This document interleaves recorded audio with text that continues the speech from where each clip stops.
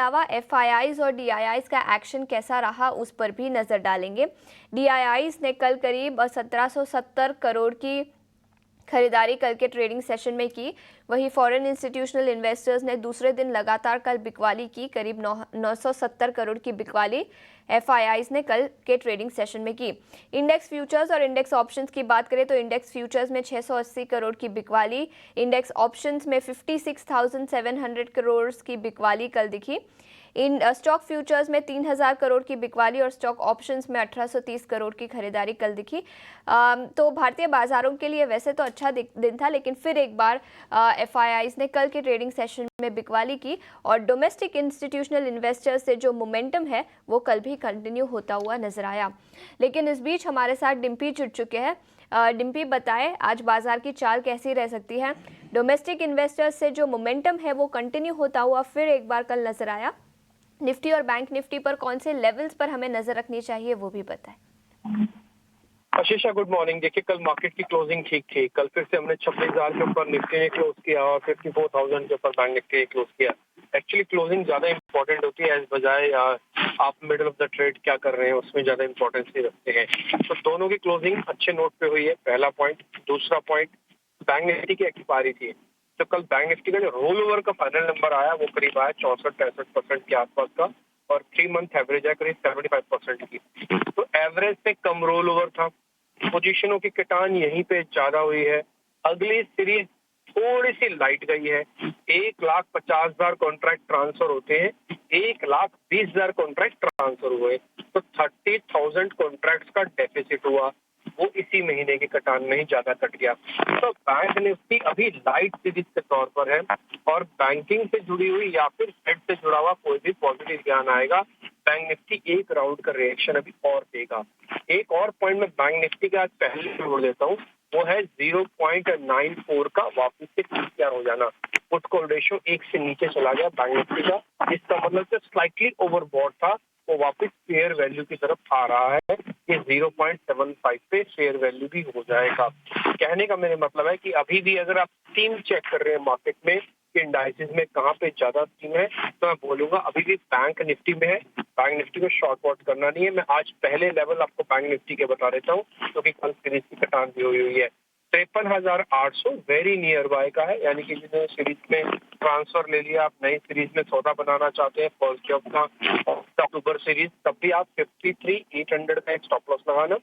दूसरा, आपका टारगेट है 54,500 का। आपको सीरीज टू सीरीज का टारगेट स्टॉप लॉस चाहिए तो वो भी दे देता हूँ, वो है 53,500 का स्टॉप लॉस है, और टारगेट है 54,500 का। कहने का मतलब 1000 पॉइंट का स्विंग है, आप मिडल में खड़े हो, जितना डिप मिल जाएगा प्लस कर लीजिएगा अगर सीरीज टू सीरीज रखना है। अगर स्विंग ट्रेड करना है तो 53,800 का स्टॉप लॉस रखना, और 54,500 का आपका टारगेट बनेगा। रिस्क रिवॉर्ड रेशियो 200:500 है, यानी कि 200 पॉइंट जाएंगे 500 पॉइंट आएंगे, जस्ट 1:2 का भी ज्यादा है। अब आपने निफॉर कवर करवाया, उसके कॉन्ट्रैक्ट जो मैंने अक्टूबर सीरीज के अंदर चेक किए वो करीब 4,70,000 हो चुके हैं। निफ्टी हैवी पोजीशंस लेके आ रहा है, बैंक निफ्टी लाइट पोजीशंस लेके आ रहा है अक्टूबर के अंदर। इसलिए निफ्टी के अंदर प्रोबेबिलिटी ये बनेगी कि निफ्टी बीच बीच में रुकता रहेगा, बट हो सकता है बैंक निफ्टी भी थोड़ा और चले। तो इसलिए अगर आप कोई भी एक्सपेरिमेंट करना चाहते हैं, फर्स्ट एक्सपेरिमेंट आप निफ्टी पे कीजिए, बैंक निफ्टी पे कीजिएगा, निफ्टी पे ना कीजिए। दूसरा पॉइंट, 75% का लॉन्ग पोजीशन हो चुका है एफआईज की होल्डिंग का। ये 75% से टिपिकली जरा जाते नहीं है, अगर गए भी तो 2-4% और जाएंगे। तो 2-4% की जो कैलकुलेशन है वो 26,000, 26,200, मैक्स टू मैक्स 26,400-500 तक जाती है।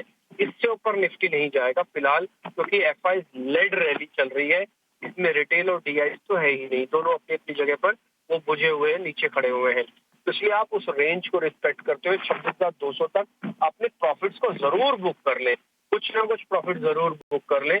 दूसरा, आप अगर लॉन्ग करना चाहते हैं तो रिस्क रिवॉर्ड बेहद खराब है, हमारी तरफ से मना है। मैं स्टॉप लॉस टारगेट भी आपको दे देता हूँ, 26,200, 26,300 हमारा टारगेट है ऊपर का, जिसमें और प्रोबेबिलिटी बनती है कि थोड़ा खींच सकता है निफ्टी। और नीचे जाते समय पहला 25,800 और फिर 25,500 का सपोर्ट एरिया है। सीरीज टू सीरीज रखना है, 25,500 रखना। बिल्कुल स्विंग ट्रेड करना है तो 25,800 से 26,200, 400 पॉइंट की रेंज है, 200 पॉइंट जाएंगे, 200 पॉइंट आएंगे। ये कैलकुलेशन है सिंपल सी। आज डेरिवेटिव एक्सपायरी है निफ्टी की बड़ी वाली, 5 शेयर F&O बैन में है, उसके बावजूद भी एक्सपायरी है। इस चीज को आप नोटिस करना कि एंजाइटी का लेवल अभी भी ज्यादा है। विक्स थोड़ा कम हो गया है, 13 के नीचे आ गया, तो वॉलिडिटी मिलेगी नहीं, जो गैप अप गैप डाउन मिलेगा उसी में आप चर्न करते रहेंगे आज। और दूसरा, इंडेक्स ऑप्शंस को थोड़ा सावधानी के साथ ट्रेड करना चाहिए। कल भी अच्छी से प्रीमियम मीटिंग हुई है, आज भी प्रीमियम मीटिंग हो सकती है।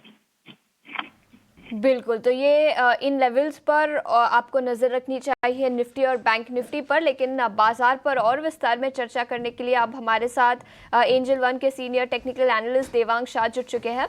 Devang, good morning. बताएं, कल के लास्ट के आधे घंटे में अच्छी शानदार तेजी दिखी, आज आपकी बाजार पर क्या राय रहेगी और रणनीति क्या बनानी चाहिए? Very good morning. Yes, definitely कल हमने हाफ एन आवर में काफी अच्छी एक रैली देखी। ओवरऑल मार्केट की बात करें तो निफ्टी का जो ट्रेंड अभी पॉजिटिव है, बट ओपनिंग में चेज करने की सलाह नहीं रहेगी। कहीं डिप मिल रहा है सपोर्ट लेवल के आसपास, तभी हमें देखना चाहिए बाय करने के लिए। निफ्टी फ्यूचर का इमीडिएट सपोर्ट बनता है 25,850 और 26,100, 26,150 एक जोन है, रेजिस्टेंस जोन है। तो बाय एंड डिप्स की स्ट्रेटेजी रखनी चाहिए मार्केट में। स्टॉक स्पेसिफिक बात करें तो फर्स्ट स्टॉक यहाँ रहेगा इप्कालैब। इप्कालैब का ओवरऑल चार्ट स्ट्रक्चर देख रहे हो ना, डेली चार्ट हाई टॉप और रिटर्न स्ट्रक्चर में स्टॉक एक अच्छे मोमेंटम में, तो इप्कालैब खरीदने की सलाह रहेगी। स्टॉप लॉस रखना है 1470, टारगेट है 1540। नेक्स्ट स्टॉक रहेगा डीएलएफ। डीएलएफ की हम बात करें तो डेली चार्ट पे स्टॉक में एक अच्छा मोमेंटम देखा है, रिवर्सल पैटर्न सपोर्ट लेकर स्टॉक ने अपसाइड रिज्यूम किया है, तो डीएलएफ खरीदने की सलाह रहेगी। स्टॉप लॉस रखना है 902, टारगेट है 944। बिल्कुल, तो रियल एस्टेट सेक्टर से डीएलएफ पर खरीदारी की राय, 944 रुपीज़ प्रति शेयर का लक्ष्य, और इसी के साथ इप्का लेबोरेटरीज पर भी 1540 रुपये प्रति शेयर का लक्ष्य। देवांग, शुक्रिया पूरी डिटेल्स लेकर हमारे साथ जुड़ने के लिए। अब और कमोडिटी मार्केट पर नजर डालते हैं, और कमोडिटी मार्केट पर रणनीति बताने के लिए आज हमारे साथ ट्रेड बुल्स सिक्योरिटीज के भाविक पटेल जुड़ चुके हैं। Bhavik, good morning. बताएं, क्या रणनीति बनानी चाहिए? सबसे पहले सोने और चांदी पर अपनी राय दीजिए। Good morning. सोने में हमने देखा कि ऑल टाइम हाई के करीब ही है इंटरनेशनल मार्केट में। आई थिंक थोड़ा कंसोलिडेशन होगा, बट अभी भी ट्रेंड बहुत पॉजिटिव है।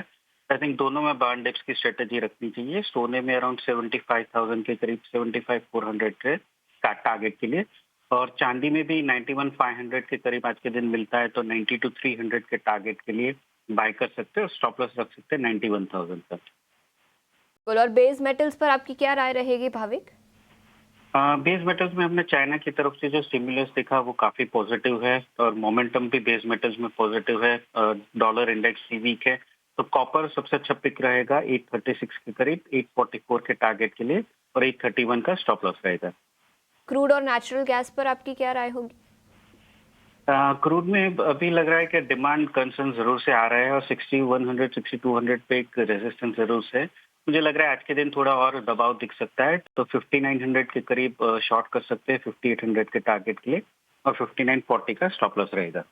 बिल्कुल, तो सोना, चांदी, क्रूड पर बिकवाली की राय है, लेकिन सोना, चांदी और कॉपर पर खरीदारी की राय। भाविक, शुक्रिया अपना समय निकालकर ET Now स्वदेश के साथ जुड़ने के लिए।